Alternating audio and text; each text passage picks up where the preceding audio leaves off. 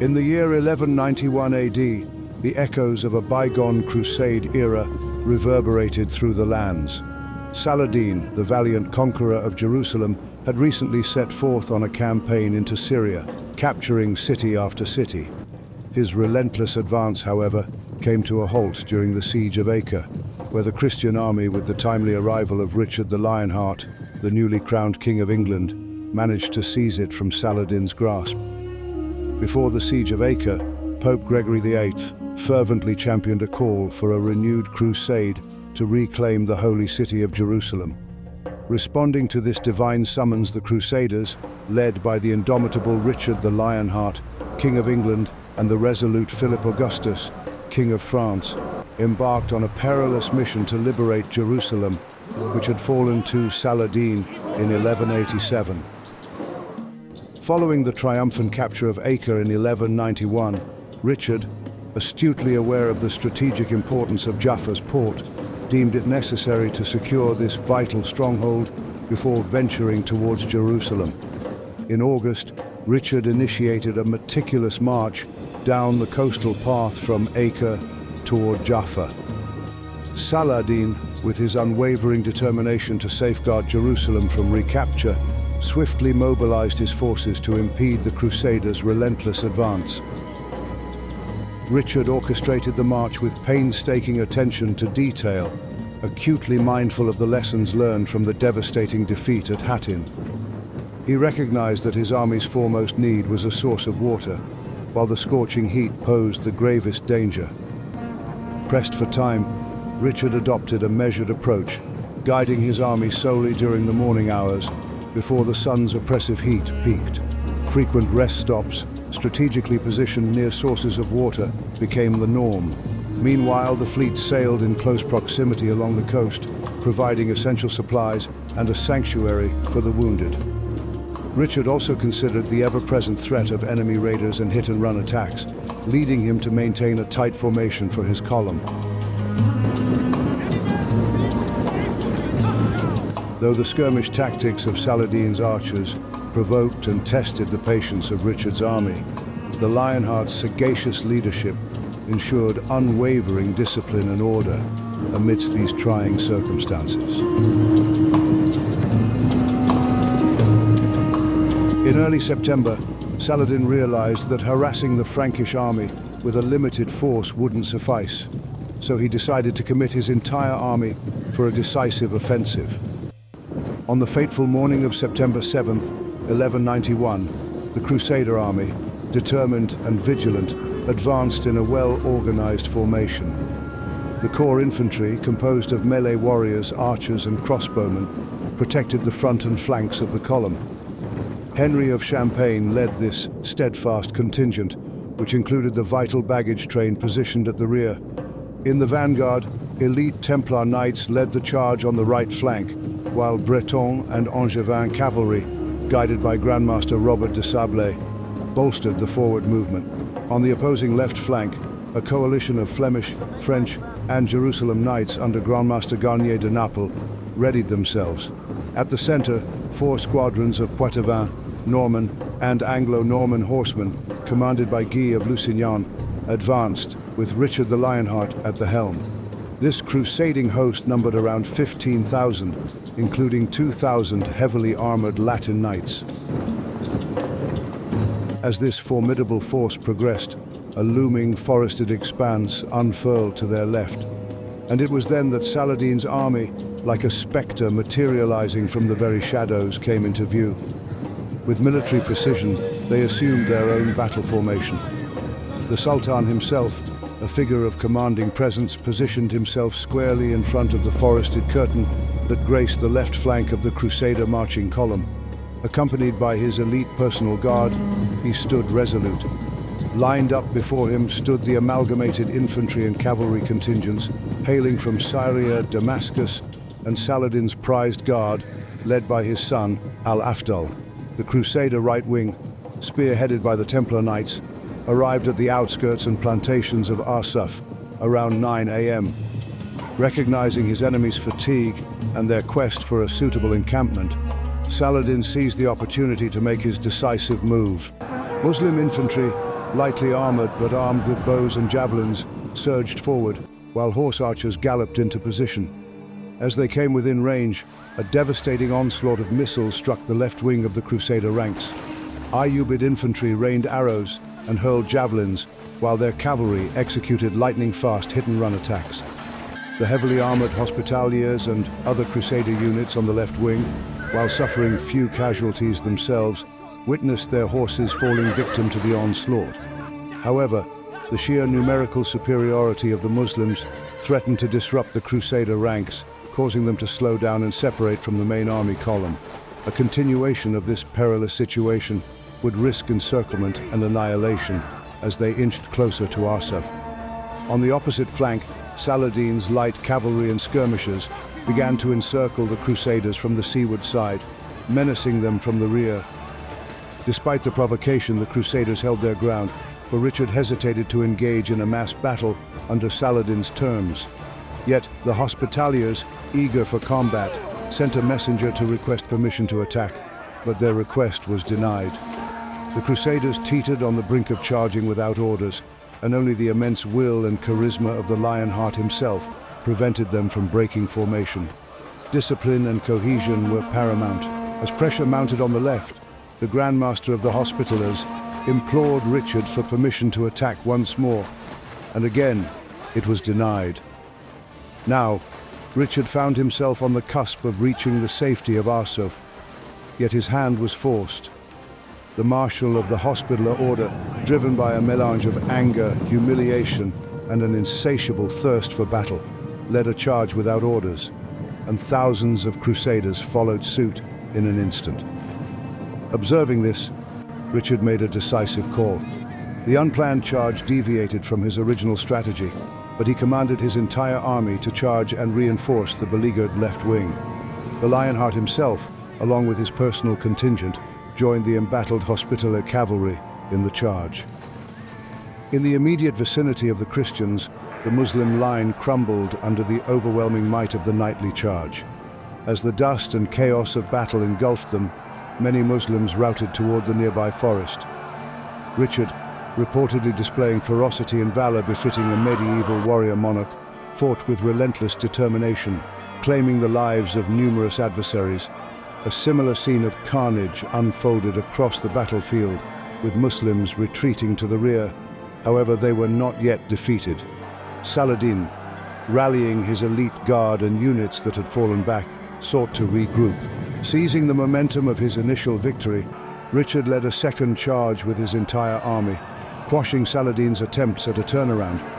Many Muslims perished as they fled, but Richard wisely halted his army before reaching the tree line, mindful of the potential ambush that lay in wait. As the dust settled and the echoes of battle faded, it became clear that the Christian victory, while significant, was not complete.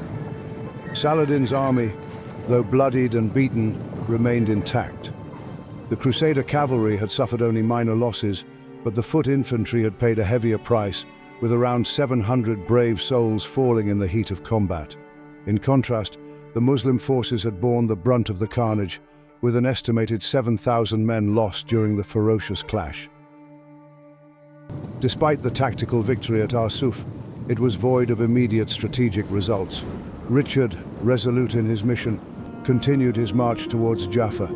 Saladin's once proud army, now a shadow of its former self, retreated from Arsuf, nursing their wounds but not broken. It was a battle that had shifted the sands of power, but the path to Jerusalem remained elusive.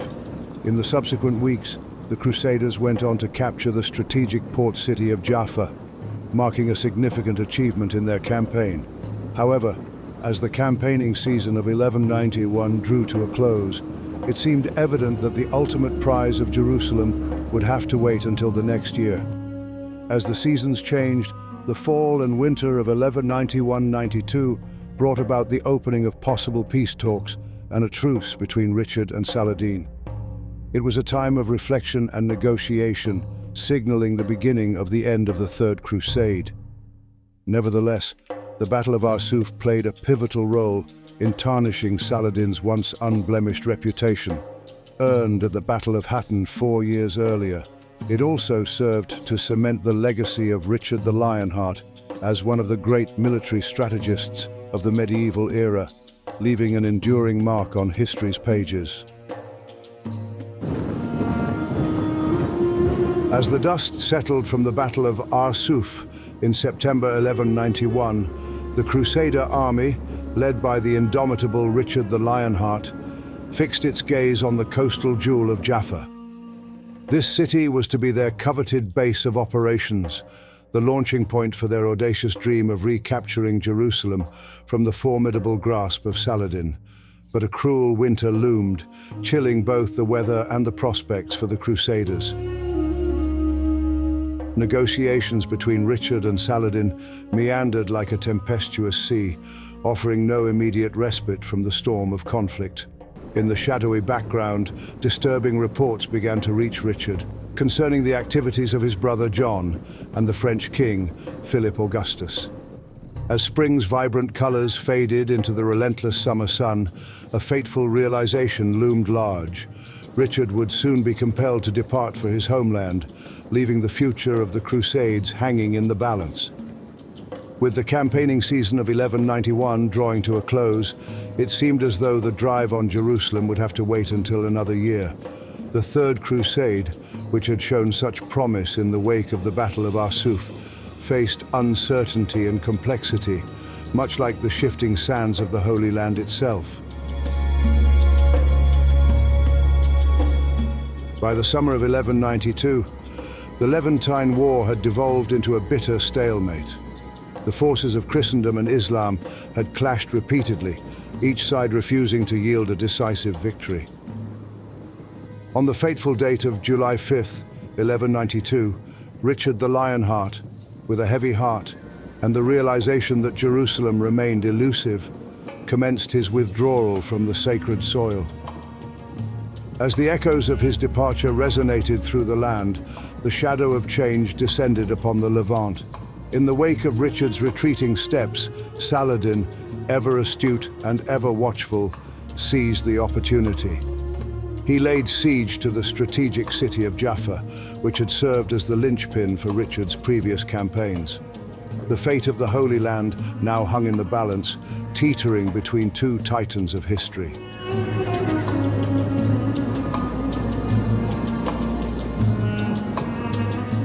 After 3 grueling days of relentless clashes, the walls of Jaffa fell to Saladin's forces. The city, which had been the stronghold of Crusader operations, was now in the hands of the Ayyubids. News of this seismic shift in the balance of power reached Richard, igniting a fire of resolve within him. In swift response, he rallied a modest force and made haste back to the Levantine theater.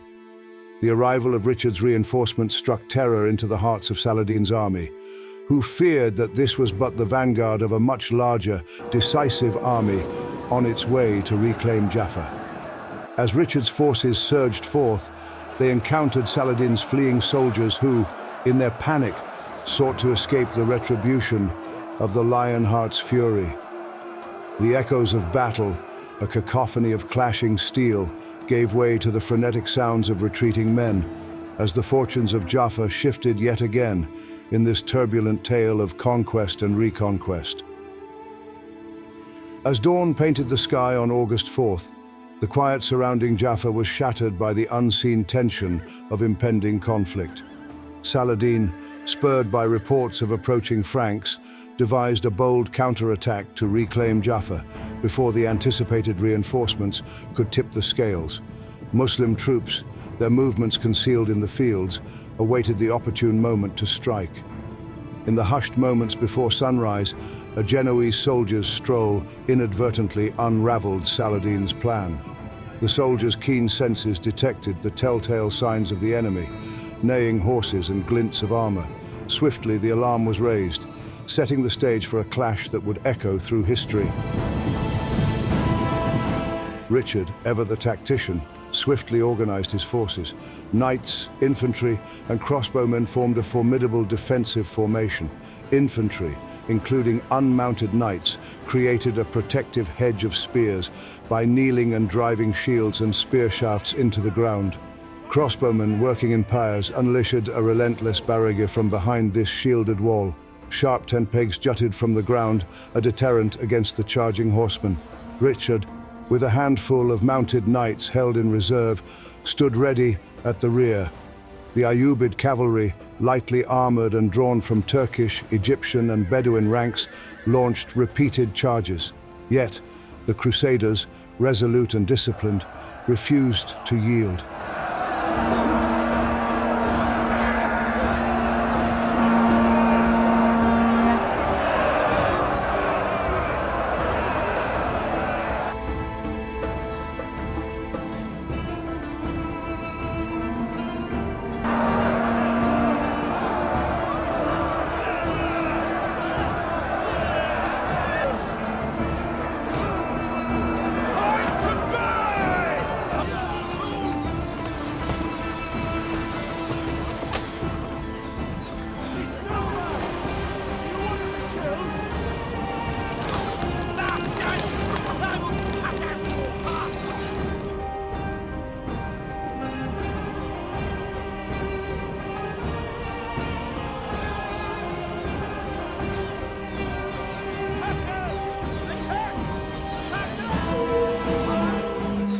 The Muslim cavalry, unable to break the steadfast Crusader ranks, veered away from the spears, avoiding direct confrontation. Each Ayyubid assault, however, incurred heavy losses from the relentless hail of crossbow bolts. The Franks, encased in armor more resilient to Saracen arrows than vice versa, withstood the storm. Saladin's cavalry, entirely mounted and vulnerable to missile fire, faced exhaustion. After hours of relentless assault, both sides wearied. The Ayyubid cavalry, demoralized and with exhausted mounts, faced a turning point, a charge led by Richard and a handful of mounted knights supported by spearmen. By evening, Saladin, acknowledging the sound defeat of his forces, issued the order to withdraw.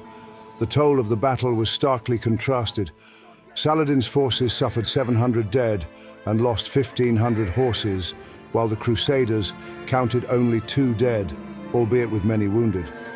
However, the reliability of these figures, typical of medieval battles, remains a matter of historical scrutiny. Leaving their fallen on the field, the weary Ayyubid force embarked on a long march back to Jerusalem. Saladin, ever vigilant, reinforced the city's defenses, anticipating the Lionheart's potential advance. The Battle of Jaffa had unfolded as a pivotal chapter in the ebb and flow of the Third Crusade, a testament to Richard's strategic prowess and Saladin's resilient leadership. The repulse from Jaffa marked a turning point, signaling the conclusion of Saladin's counteroffensive. The relentless clashes had left both sides utterly drained, and the once prosperous land of Palestine now lay in ruins. Adding to the challenges, Richard the Lionheart, the indomitable leader of the Crusaders, succumbed to a serious illness shortly after the intense fighting at Jaffa. In the aftermath, a 3-year truce was meticulously negotiated. Ascalon, a strategic stronghold, saw its defenses raised and was returned to Saladin. A significant portion of the coastal territory, stretching from Tyre to Jaffa, remained under Christian control. Saladin retained his grip on Jerusalem, but a pivotal provision allowed Christian pilgrims the freedom to visit the Holy City. The retention of Jaffa emerged as a linchpin for the Crusader kingdom, providing a stronghold to reconsolidate control over the coastal lands of Palestine.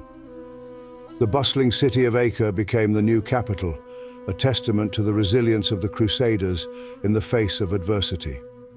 Having fought tirelessly in the Holy Land for 16 months, the Lionheart made a decisive decision to depart for Europe on October 9, 1192. Meanwhile, Saladin continued to rule his empire for another half-year, breathing his last on March 3, 1193. This stalwart defender of Islam found his final resting place in the Grand Mosque at Damascus, where his legacy endures to this day.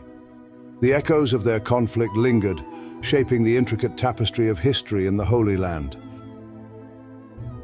On this channel, we are putting together narrative historical cinematic battles. Make sure to subscribe and thank you for watching. See you on the next one.